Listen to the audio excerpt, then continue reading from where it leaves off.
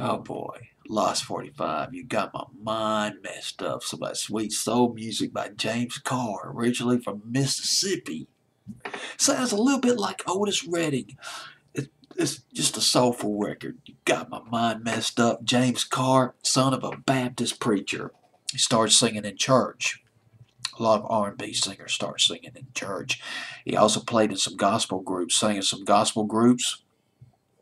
He worked at an assembly line in Memphis, Tennessee. He was making tables rather.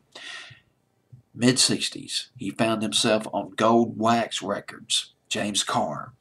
His biggest hit was Dark End of the Street. The Dark End of the Street was written by Chip Smallman, one of the big producers of the 60s. He produced Suspicious Minds by Elvis Presley later in the 60s. The song was also written by Dan Penn. Dan Penn co-wrote the song I'm Your Puppet. He also co-wrote, along with Spooner Oldham, Cry Like a Baby by the Box Tops. Major songwriter. Major songwriting going into that record.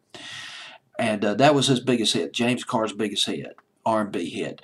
But You've Got My Mind Messed Up did respectably well.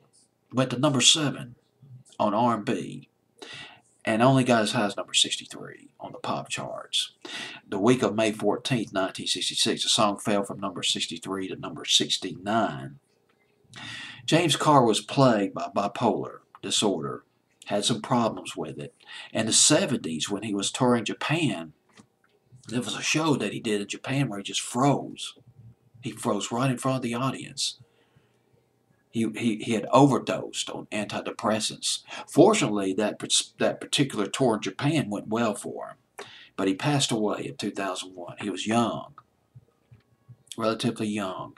He died in a Memphis nursing home. He was 58 years old. Died from lung cancer. James Carr. You've got my mind messed up.